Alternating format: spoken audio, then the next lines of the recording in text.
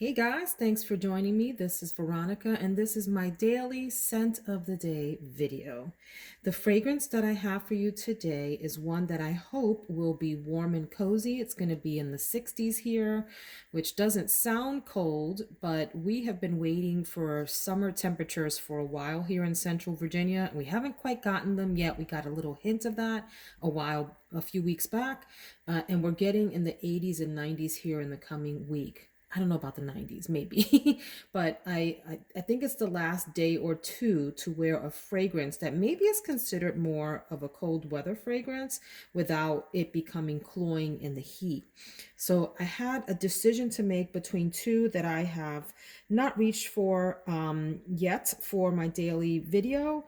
And the choices were Marc Jacobs Decadence. Look at the bottle. Everyone's seen that bottle by now. It's nothing new, but it still always amazes me when I look at that bottle because I didn't purchase this for a while because I thought it was gaudy. I was like, what a weirdo bottle. Who would make anything like that? And then I kept looking at it, and then I figured out I had to have it. So, and then the other one is Valentino Myrrh Assoluto is how I believe you say the name of that. So I tested them both on my arm this morning and kind of sat with them, talked to them, saw what mood they were in, checked them out, and I have decided to go with Myrrh Assoluto, as you see from the thumbnail.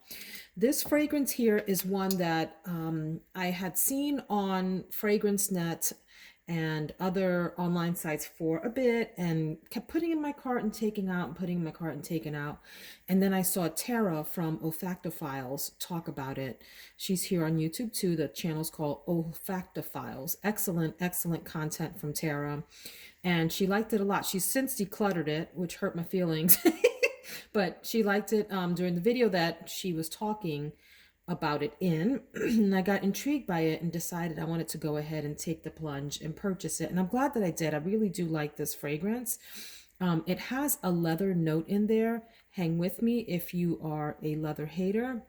It's a very soft, muted leather in here. It's not a prominent note, but it gives it some richness that you can't barely detect with your nose, but it's there. What stands out to me about this fragrance, first of all, you say myrrh, and I'm like, yeah, I definitely have to check out what that smells like. I just love the interesting history of myrrh, dating all the way back to biblical times and all of that. So there's that appeal there. But myrrh is this beautiful, deep, resinous not fragrance note that adds a lot of, to me, complexity to a fragrance, gives it maybe a little bit of an incensey or smoky feel, and maybe a little bit of like a honey almond kind of thing. At least that's how my nose picks up that note. So that's myrrh, which is a prominent player in this fragrance. You also get jasmine, which I think complements that myrrh quite nicely. If you didn't know what you were sniffing, you would think it was mostly the myrrh, but I do think you get a good dose of jasmine in here, which I love. It's a beautiful flower, one that I enjoy in perfumes. In fact, one of my all-time favorite fragrances in my top 3 is good old Alien back here, which is super jasmine heavy. Love jasmine. You also get ylang-ylang, which gives it that additional floral. Ylang-ylang to my nose, and I know people are going to disagree, it comes across a hint spicy. It's like this salty, spicy thing going on, but it's also fragrant and sweet at the same time. And then you also get vanilla, which grounds this to me as a squarely feminine fragrance. Could a gentleman pull this off? Absolutely. But what I'm saying is I think that the vanilla gets it to lean slightly onto the feminine side and gives it a roundness and a prettiness that you wouldn't expect from a myrrh fragrance, or one that's advertised as a myrrh fragrance.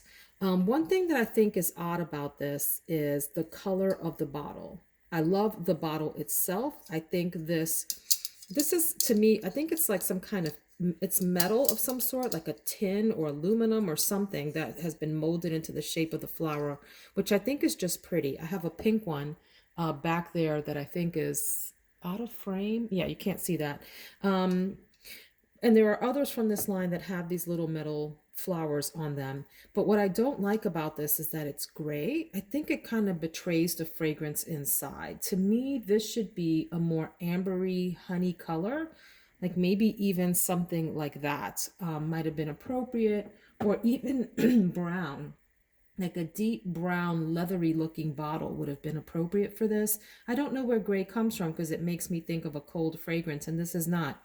It's a really warm, pretty fragrance. I will also say that on initial spray, this is intimidating. When you first spray it, you wonder what you have gotten yourself into because it comes across super strong and maybe kind of sharp. There's something in here that's sharp.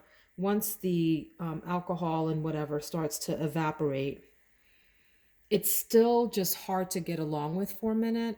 And it takes a good maybe 5 minutes or so for the beauty of this fragrance to really start to shine through. And then once you get it, you get it.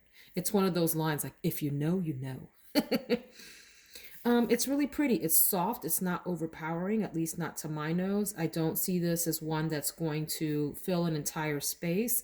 It's more intimate, not a skin scent, but a smaller sort of bubble around your body with this. And it's delightful. It's sweet. There's something a little slightly bit sticky about it, and floral. So Incense-Y, floral, sweet, slightly sticky is how I would describe this. It's really pretty. I can't wait to figure out, or see rather, not figure out. I don't know where I get some of these words from, you guys, but thanks for hanging with me. I can't wait to see how this continues to develop during the day. And later on today, I will do my week in review show where we rate the fragrances that I wore this week and do like a little face off, a little battle ceremony between them. And I'm telling you what, these bottles, one of the categories is best bottle. These bottles from this week have brought the thunder. Do you hear me? It's going to be tough for me to decide which one wins the bottle category. And so I will see you all later today in that video. Y'all have a great one. Take care.